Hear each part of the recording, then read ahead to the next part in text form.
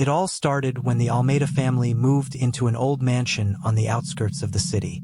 The house was huge, full of dark rooms and winding corridors. Apparently, it had been empty for many years. The family was excited, but soon they realized something was wrong. The day after the move, while exploring the house, the youngest daughter, Isabela, found an old mirror in one of the rooms. It was a large mirror with an ornate golden frame. It looked like a relic from another century. Fascinated, Isabela decided to place it in her room, despite her mother's warnings that old objects could carry negative energy. That night, Isabela had a disturbing dream. She saw herself trapped inside the mirror, in a distorted and dark world. In the dream, she heard whispers and sinister laughter, and felt something watching her. When she woke up, she was sweating cold, but thought it was just a nightmare caused by the change in environment. But the dreams continued, becoming more and more real and frightening.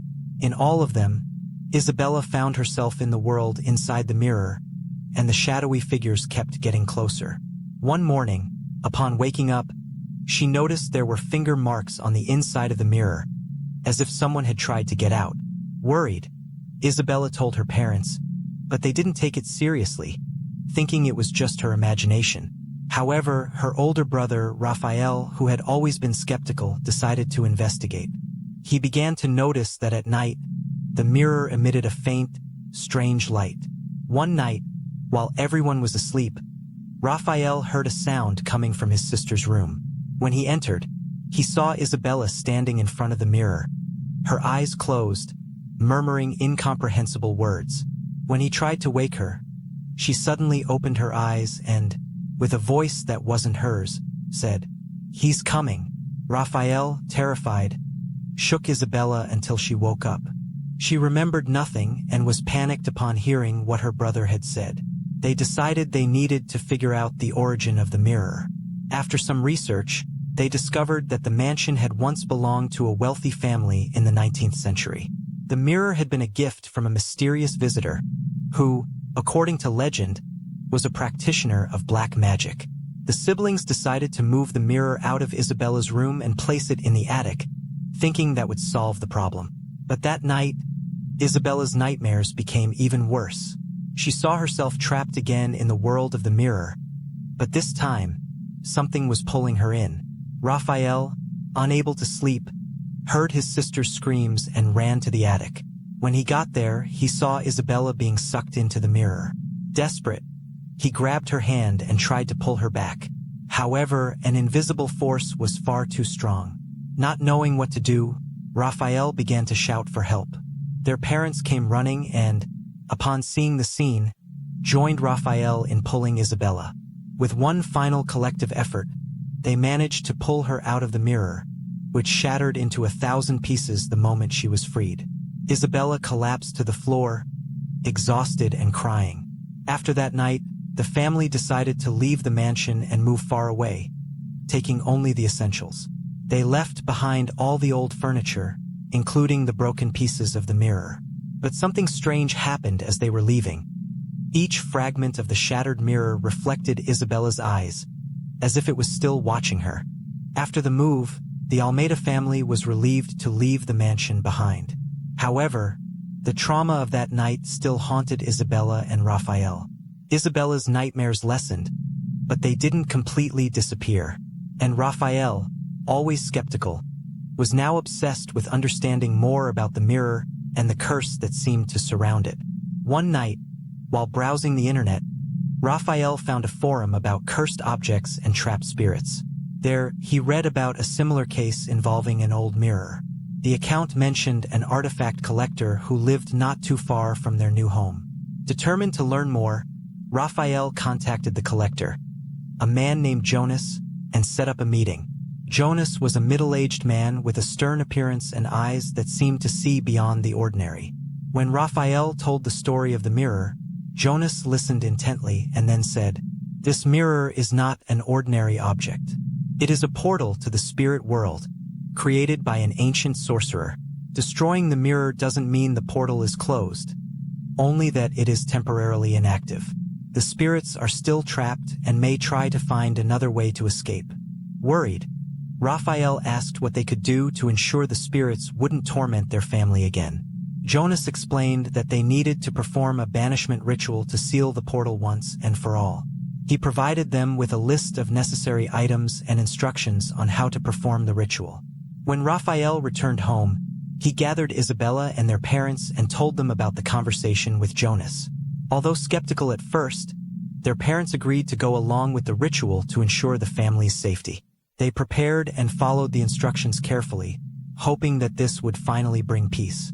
The ritual was to be performed at midnight, in the place where the mirror had been destroyed.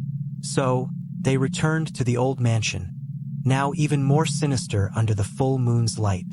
As they entered, the air was heavy and silent, as if the house was waiting for them. In the attic, they formed a circle with candles and began the ritual. Jonas had given them a special incense and an ancient book with banishment words. As Raphael read aloud, the candles flickered and a cold presence filled the room. Suddenly, a shadow appeared on the walls, growing and taking shape. It was the sorcerer's spirit, laughing sinisterly. "You think you can banish me? I am eternal," the shadow said, with a voice that made their bones tremble. Isabela, shaking, held the amulet that Raphael had gotten from Jonas. With unexpected courage, she stepped into the circle and began reciting the words from the book. The shadow writhed, trying to resist, but the strength of the ritual was overwhelming. The house began to shake, and the fragments of the mirror on the floor started to glow intensely. With one final scream of rage, the shadow was sucked back into the fragments, which merged and turned to dust. The ritual had worked. The cold presence disappeared, and the house returned to silence. Exhausted but relieved, the Almeida family left the mansion, leaving behind the remnants of the shattered fragments. Finally, it seemed they could move on without fear. The days passed, and peace returned to the family's routine. However, Isabela still felt a lingering sense of unease. One night, as she tried to sleep, she heard a familiar whisper, "It's not over." She got up and looked around the room, but saw nothing. She thought it was just her mind playing tricks on her. However, the next morning, Raphael found something strange in his backpack. A small piece of the mirror, glowing in a sinister way. Terrified, Raphael knew they would need help again. He contacted Jonas, who told him, "The sorcerer is more powerful than I imagined. To defeat him once and for all, you will need to find the place where he was buried and perform a more complex ritual." The family knew that the battle wasn't over yet. With Jonas's guidance, they began searching for clues about the sorcerer's burial site, determined to finish what they started. They knew it would be dangerous, but they were ready to face the evil and finally secure peace. Determined to put an end to the curse once and for all, Raphael decided to investigate more about the mansion's history and the sorcerer. Jonas mentioned that the sorcerer's name was Alaric and that he had been buried in an old cemetery, forgotten by most people. Raphael spent hours at the local library and online, looking for any clues about the cemetery where Alaric might be buried. Finally, he found a mention of an ancient cemetery located in the forest north of the city. The cemetery was known for housing the graves of people who practiced dark arts. Raphael knew he had found the right place. He gathered his family and explained the next step. They were all nervous, but they knew it was the only way to end this once and for all. The next night, the Almeida family, equipped with flashlights, tools, and the necessary ritual items, set off for the forest. The path was dark and winding, and the air was heavy, almost suffocating. After a long walk, they found the cemetery. It was a grim place, with old gravestones covered in moss and twisted trees. In the center of the cemetery, they found a larger, more elaborate tombstone than the others.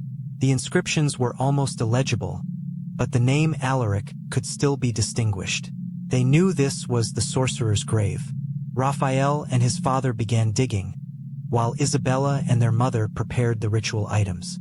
After digging for what seemed like an eternity, they found an old, decayed coffin.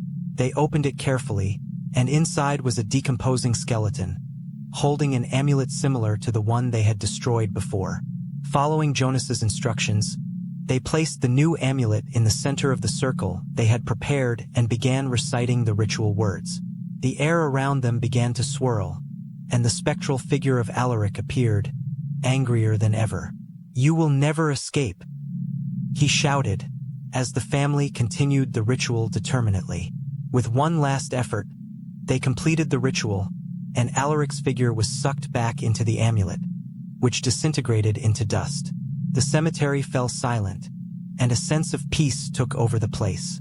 Exhausted but relieved, the Almeida family knew that the curse had finally been broken. They returned home, ready to start their lives anew, free from the terror that had haunted them. Thank you for watching another Dark Tales video. If you enjoyed it, don't forget to leave a like, subscribe to the channel, and hit the notification bell so you don't miss any scary stories. See you next time, and beware of the dark.